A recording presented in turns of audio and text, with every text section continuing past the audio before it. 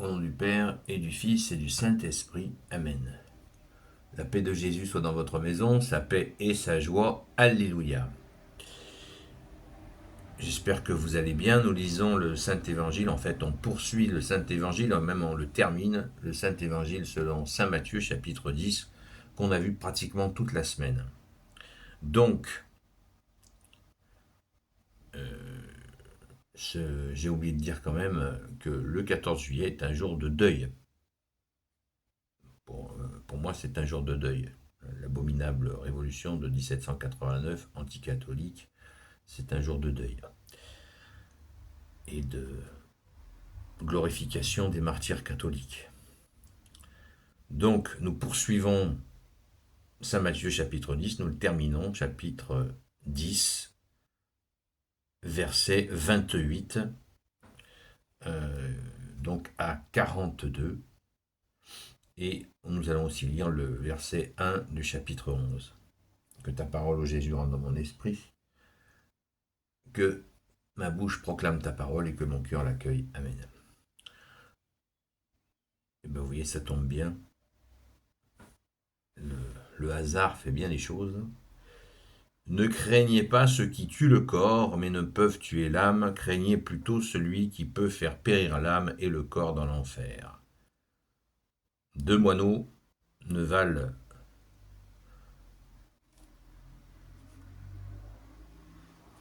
deux moineaux ne valent qu'une petite pièce, n'est-ce pas? Or, pas un d'entre eux ne tombe au sol sans l'accord de votre Père. Quant à vous, même vos cheveux sont tous comptés, donc ne craignez pas. Vous valez tout de même plus qu'une volée de moineaux. Celui qui me reconnaîtra devant les hommes, je le reconnaîtrai devant mon Père du ciel. Mais si quelqu'un me renie devant les hommes, moi aussi je le renierai devant mon Père du ciel. En fait, la lecture du jour, elle commence au verset 34. Voilà, j'ai relu ce verset 28 qui est absolument très important. Ne croyez pas que je sois venu apporter la paix à la terre. Je ne suis pas venu amener la paix mais l'épée. Je suis venu pour créer la division. On sera contre son propre père, sa fille s'opposera à sa mère, la fille s'opposera à sa mère, et la jeune mariée à sa belle-mère. Chacun aura pour ennemi les gens de sa maison. Celui qui aime son père ou sa mère plus que moi n'est pas digne de moi. Celui qui aime son fils ou sa fille plus que moi n'est pas digne de moi. Et celui qui ne prend pas sa croix pour marcher derrière moi n'est pas digne de moi. Celui qui veut sauver sa vie la perdra, et celui qui la sacrifie pour moi l'aura finalement sauvée.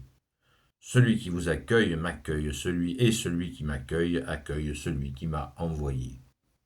Celui qui accueille un prophète parce que c'est un prophète recevra une récompense de prophète. Celui qui accueille un homme juste parce que c'est un juste, sa récompense sera celle qui convient pour un juste. Et celui qui donne un verre d'eau fraîche à l'un de ses petits parce qu'il est mon disciple, je vous dis qu'il ne perdra pas sa récompense. La mission de Jean est celle de Jésus. Jésus donna donc ses instructions à ses 12 disciples. Lorsqu'il eut terminé, il partit pour enseigner et prêcher dans les villes de la région. Merci Jésus pour ta parole. Alléluia.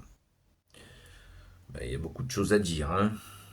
Ne croyez pas que je sois venu apporter la paix à la terre. Je ne suis pas venu amener la paix, mais l'épée. Pourquoi donc cette épée, ô Jésus?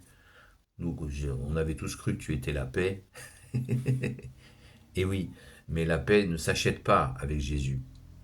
La paix, c'est justement cette épée qui vient couper le mal à double tranchant. Les épées, on se rappelle des épées donc de nos chers aînés hommes d'armes catholiques qui avaient deux tranchants. L'image de la symbolique de cette épée à deux tranchants, c'est qu'elle tranche le mal à l'extérieur de nous, mais aussi à l'intérieur de nous. C'est ça l'épée à deux tranchants. Et oui. ne peut pas juste trancher, être pourri de l'intérieur et trancher le mal à l'extérieur. Ça ne fonctionne pas. Heureusement, merci Jésus. Donc d'où la nécessité de se convertir. Jésus nous a dit très clairement, si vous ne vous convertissez pas, vous périrez tous. Donc, eh bien, ça commence par les familles. Ben oui, puisque nous naissons dans des familles, avec un père, une mère, des frères et sœurs parfois. Et là commencent les ennuis, mais aussi du bonheur, et aussi l'amour, la découverte de l'amour, de la justice aussi, de la miséricorde.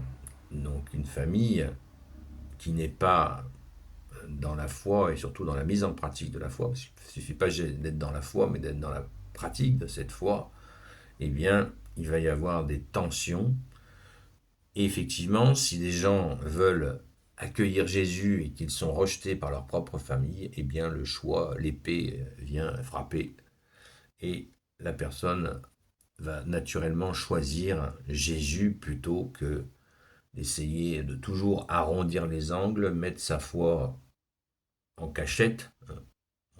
Donc Jésus l'a quand même mentionné juste au verset 32.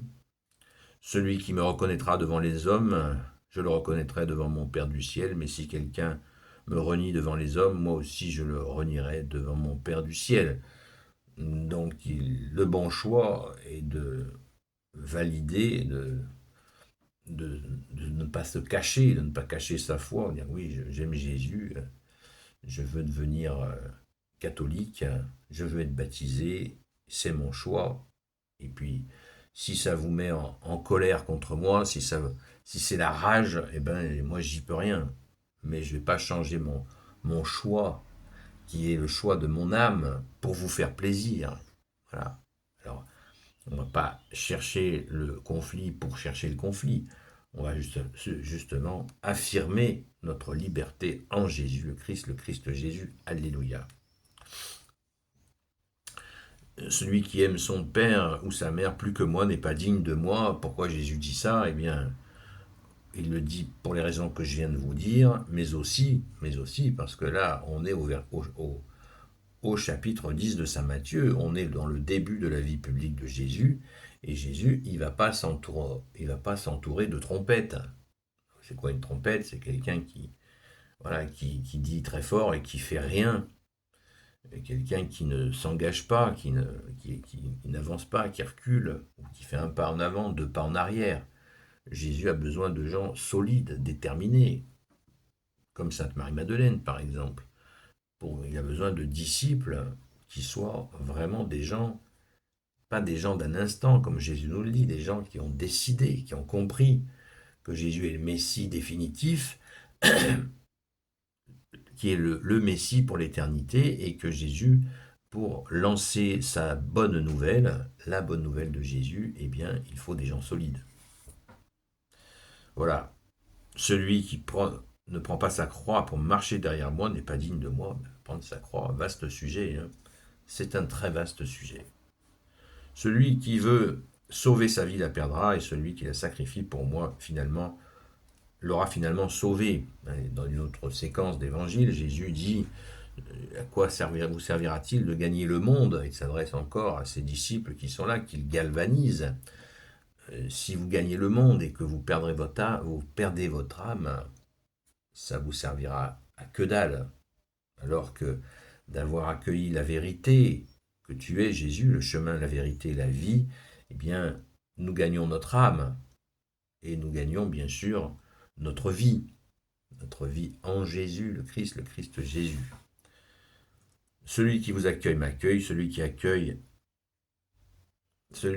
m'accueille accueille celui qui m'a envoyé. Donc ça veut bien dire ce que ça veut dire. C'est quand nous accueillons Jésus, nous accueillons son Père, comme Jésus nous l'a mentionné à plusieurs reprises. Si vous mettez en pratique ma parole, mon Père et moi viendrons faire notre demeure en vous. Tout est clair. Celui qui accueille un prophète parce que c'est un prophète recevra une récompense de prophète. Celui qui accueille un homme juste parce que c'est un juste, sa récompense sera celle qui convient pour un juste. Et celui qui donne un verre d'eau fraîche à l'un de ses petits parce qu'il est mon disciple, je vous dis qu'il ne perdra pas sa récompense. Vous voyez, la haute estime et la haute récompense. Si quelqu'un offre un verre d'eau à un disciple de Jésus, il aura une récompense de Jésus lui-même. C'est très fort, très très fort. Et au verset 11, Jésus donna donc ses instructions à ses 12 disciples. Lorsqu'il eut terminé, il partit pour enseigner et prêcher dans les villes et régions. À ses 12 disciples, là il nous est pas dit les 12 apôtres. Apôtres, disciples, les apôtres avaient été nommés, on le sait, ils ont tous été appelés, d'ailleurs c'est le début du chapitre 10, là il nous est parlé de disciples. Donc il s'agit bien des apôtres, mais les apôtres, il y avait des disciples aussi qui écoutaient et qui étaient galvanisés par Jésus.